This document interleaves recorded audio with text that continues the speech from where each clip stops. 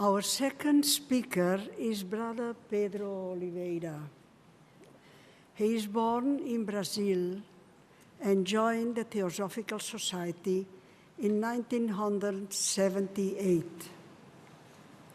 He holds a degree of philosophy from the Federal University in Brazil. He was International Secretary of the Theosophical Society in 1992 to 1996, and President of the Indo-Pacific Federation of the Society from 2001 to 2007. He also worked as Education Coordinator of the Theosophical Society in Australia for a number of years. He presently works as the officer in charge of the editorial office of the international headquarters at Adyar. He has lectured extensively for the Society for the past 30 years. Now I invite you to present your lecture on the TS in probation.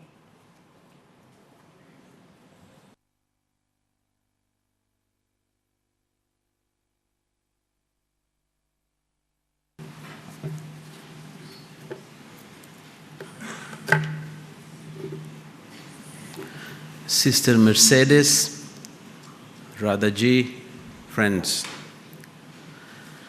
Some doubts have been expressed about the meaning of this title. I must say that the title was chosen before the decision to live stream the Congress was made, so I was not aware that I was going to address a larger audience than a theosophical audience. So I would like to begin by saying that the title TS on probation does not mean that the Theosophical Society is on parole. La Società Teosofica non è in un stato di libertà vigilata.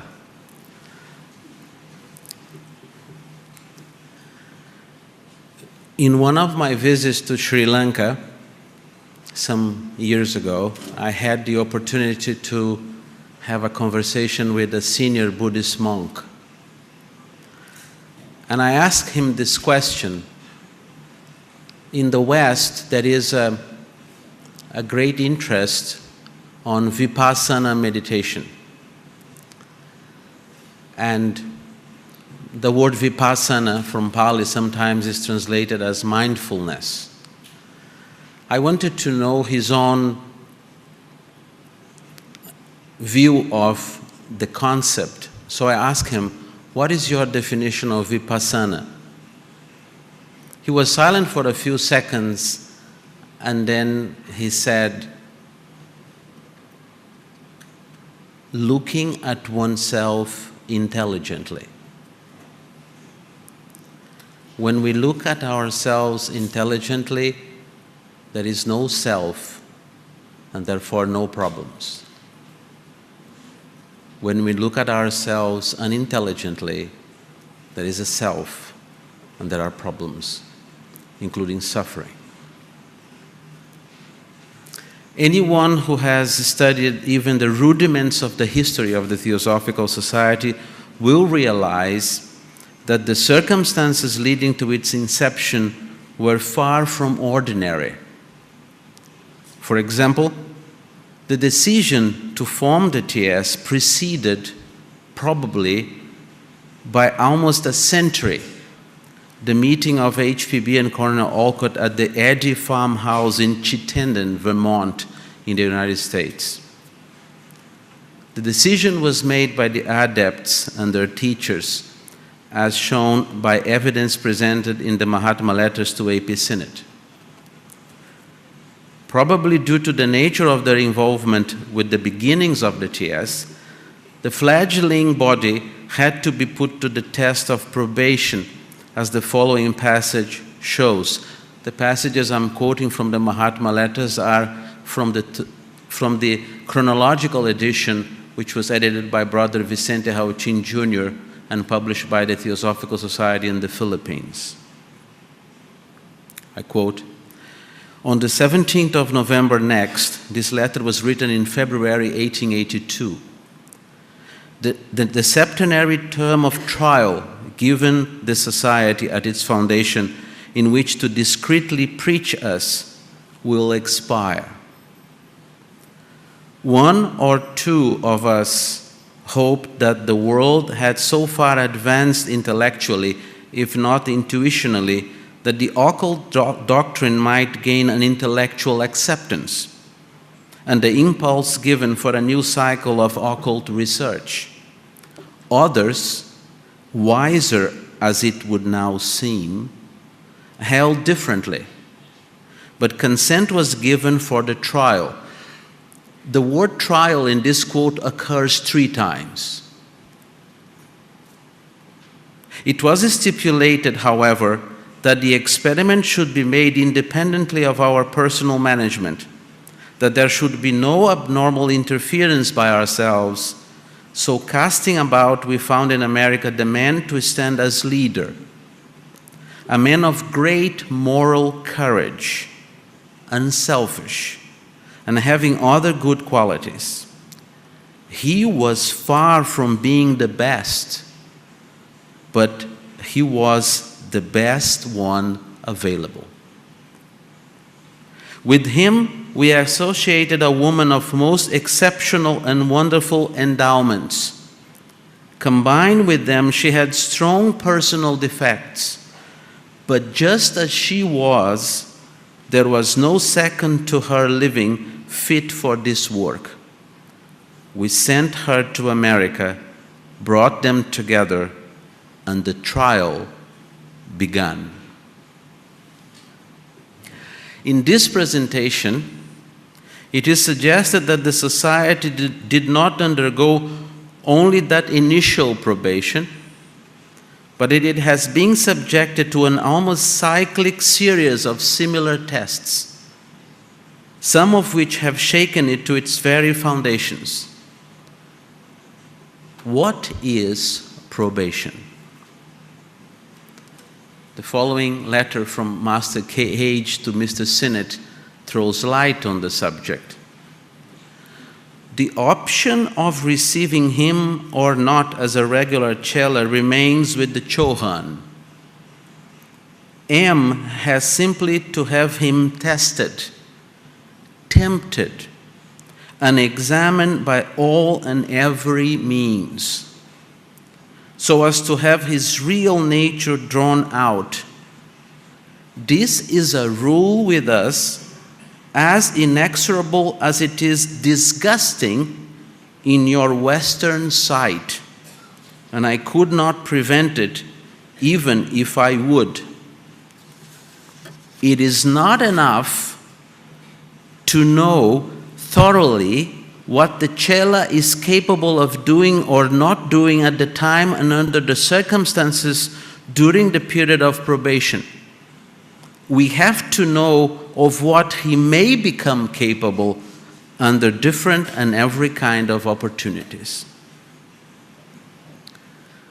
From the point of view of the adepts, probation is a process, as we just heard, of testing and examining an individual or a group of individuals by all and every means, so as to have his real nature drawn out.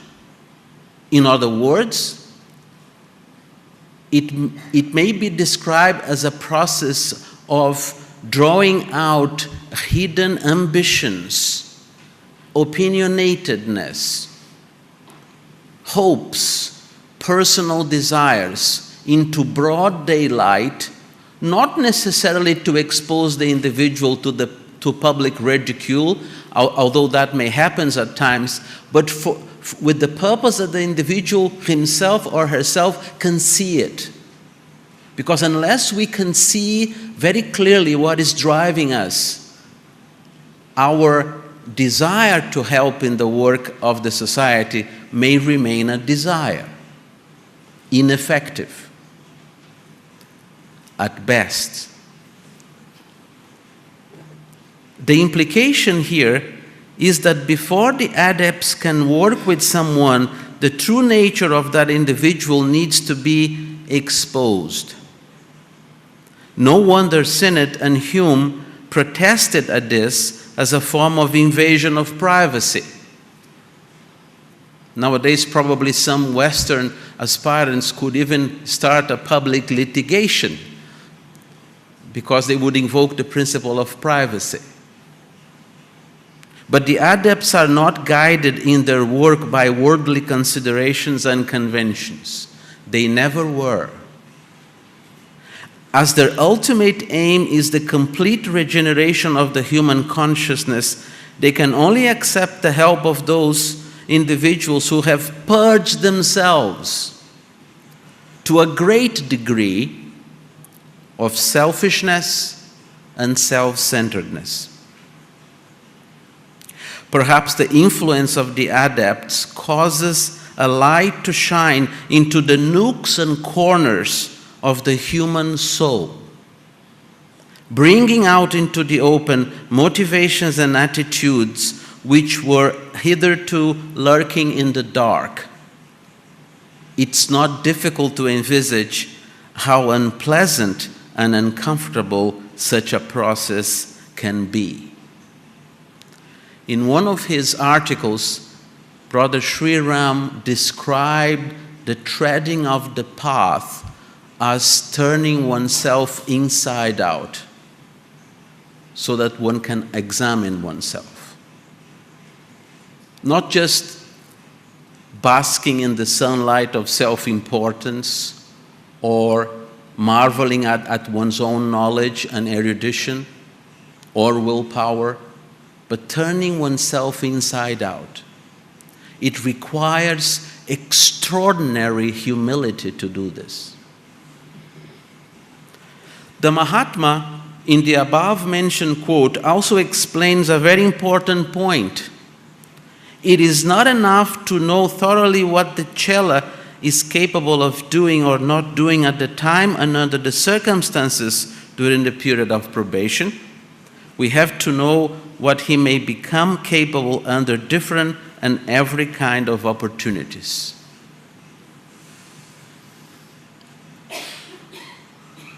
Why? This is a very tentative answer. Because proceeding on the path may lead one to tap greater energies. And this involves tremendous responsibility.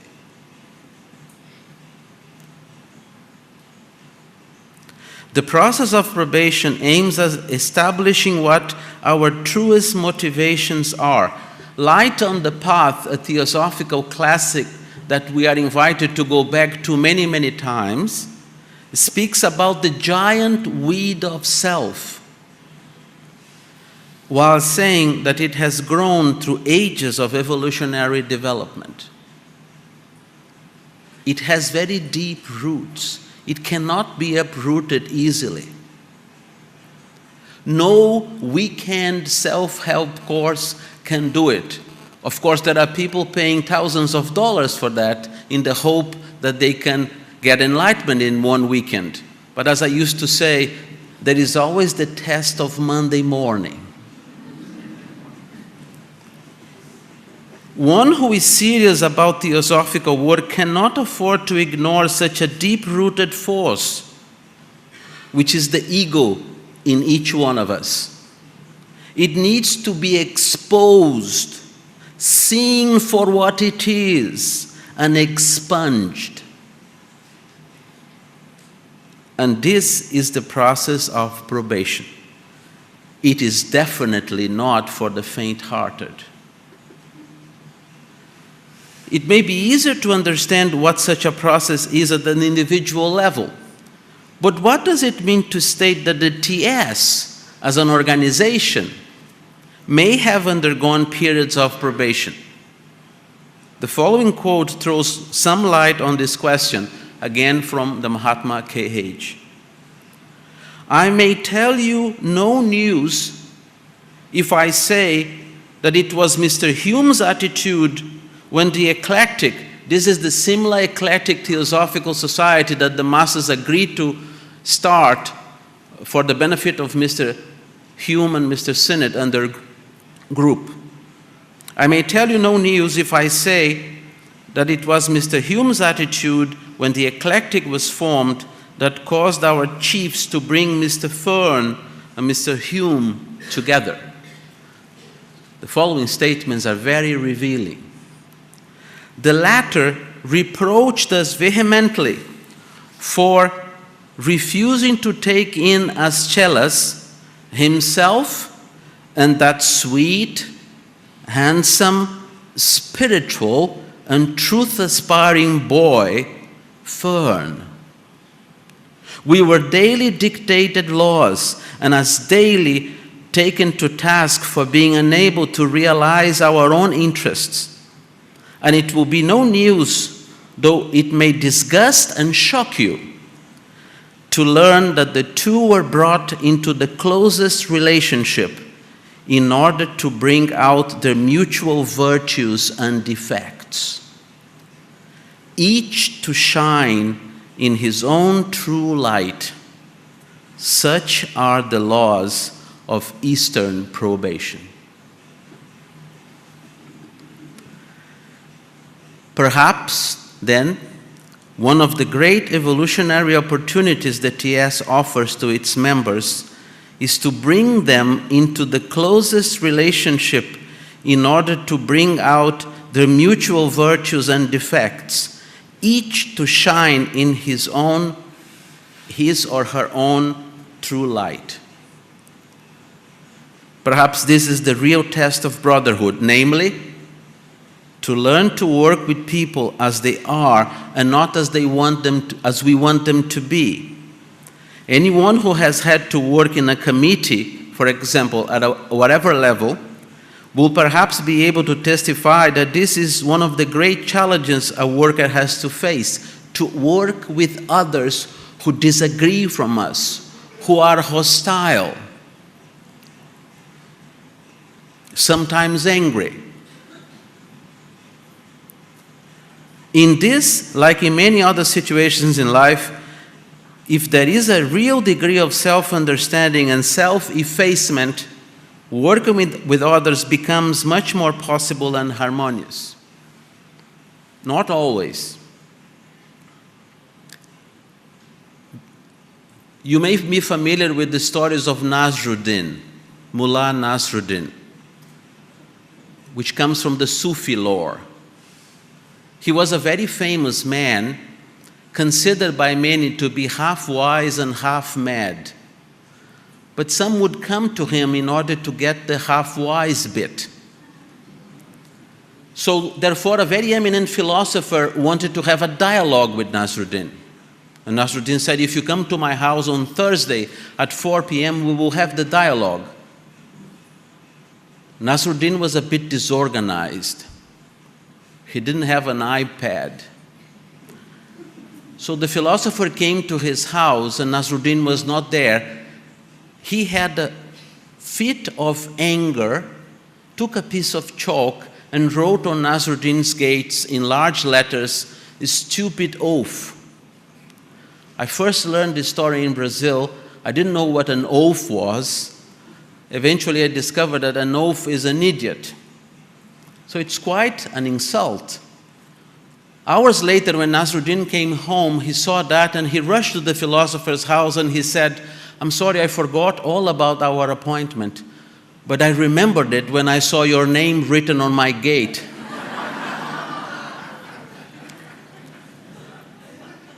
Who is the stupid one? The one who forgets or the one who gets angry?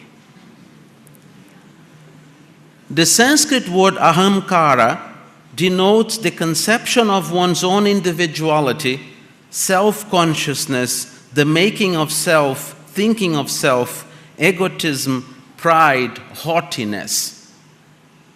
It describes a very potent tendency that has laid down roots within the human consciousness for millennia, and that tends to remain hidden in the context of superficial social interactions. But an institution which has as its first and most important object universal brotherhood without distinctions has to inevitably challenge its members by drawing out the multifaceted expressions of this giant weed of self.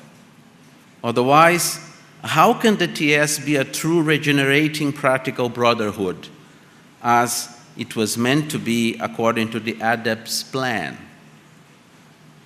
In the following quote, one of them presents in greater detail how far-reaching and serious the process of probation can be. We allow our candidates to be tempted in 1,000 various ways so as to draw out the whole of their inner nature and allow it the chance of remaining conqueror either one way or the other. The victor's crown is only for him who proves himself worthy to wear it, for him who attacks Mara single-handed and conquers the demon of lust and earthly passions. And not we, but he himself puts it on his brow. It was not a meaningless phrase of the Tathagata that he who masters self is greater than he who conquers thousands in battle. There is no such other difficult struggle. If it were not so, adeptship would be but a cheap acquirement. Only those who can look ahead at the far remote consequences of things are in a position to judge as to the expediency of our actions or those we permit in others. What may seem present bad faith may in the end prove the truest, most benevolent loyalty. Let time show who was right and who faithless. One who is true and approved today may tomorrow prove, under a new concatenation of circumstances, a traitor, an ingrate, a coward, an imbecile. These are very strange. The stranger says, I'm tired, I have been traveling for many days. Can you please give me some food and a place to spend the night, and I'll depart tomorrow morning. The householder took pity on this man, gave him food, a place to sleep. Next day, the stranger met his family. They liked him. The householder saw that, allowed him to stay for another day, then 2 days, 3 days, a week, a month, indefinitely. When he had become a part of the household, one night, the stranger killed the householder and took over the property. And the Buddha said, the stranger is the self. Perhaps each one of us indulges in horse trading with the self. We may think that personal reactions, personal motivations are not dangerous until they flare up and cause commotion and suffering. The end of probation signifies the mastery of the self, at least up to a point, in the sense that one will not allow personal reactions to interfere with the master's work. They include self-centered motives and thoughts. Therefore, constant vigilance is required of every candidate to theosophical work. There have been a number of serious crises in the history of the TS. They are very well documented. The Coulomb conspiracy was one of them, and its ramifications continue to this day, when a number of publications still consider as true the conclusions of the Hodgson report.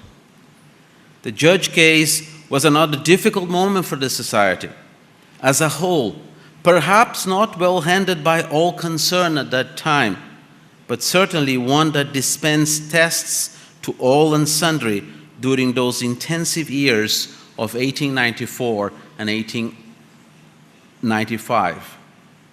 The Leadbeater case of 1906 completely divided the society and represented a very grave test for Annie Besant even before she was elected president in 1907. The level of vituperation generated at that time seems to continue unabated outside the TS, with a number of writers maintaining that the society never recovered from that crisis. I wish they were here today. However, the statistics of Dr. Besant's period of presidency eloquently prove that view ill-founded. The recent presidential elections in the TS had the contours of another crisis, somewhat serious, in which polarization again divided members in different continents. Perhaps there are some members who may regret what they said or wrote during that period. I know I do. However, there are signs that for many members, their dedication to what the society stands for is deeper and stronger than circumstantially polarized views. The awareness that the TS has a very important and finished task to perform is much more important than personal views we may entertain. However, we must continue to be vigilant, for as long as we are human, tests will come, sometimes sent by those who know much better than we do, as the following passage shows. This is from the Mahatma letters again. Whoever has sown the seeds of the present tempest, the whirlwind is strong, the whole society is reaping it, and it's rather fanned than weakened from Chigatse. You laugh at probations. The word seems ridiculous as applied to you. You forget that he who approaches our presence even in thought is drawn into the vortex of probation. To conclude, the book of Job in the Old Testament presents the story of a devout and dedicated man who was put through the fires of probation. Everything he had, literally everything he had, animals, property, family, everything he had was taken away from him, even the people and things he loved most. But however horrific his loss was, he did not lose his faith in God, the supreme existence. Here is one of Job's soulful moments of contrition, in which he confesses that the harsh trials he had undergone helped him to see more clearly.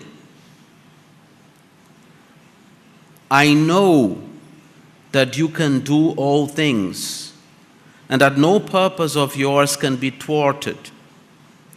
Who is this that hides counsel without knowledge? Therefore I have uttered what I did not understand, things too wonderful for me, which I did not know. Hear, and I will speak. I will question you, and you declare to me. I had heard of you by the hearing of the ear, but now my eye sees you. Therefore I despise myself and repent in dust and ashes. If life's ordeals help us to see better and to understand more clearly, the period of probation may help us to realize that the only thing that really matters is to help the Master's plan for regenerated humanity. Madame Blavatsky said in her article, The New Cycle, originally published in the Revue Théosophique, that the Theosophical Society as an organization does not believe in anything, does not accept anything, and does not teach anything. A very sobering statement. Mindful of that, I would like to close this presentation with a prayer. The soul of the TS belongs to the work of the great masters of the wisdom, which is the ending of fear, the ending of division, and the ending of sorrow.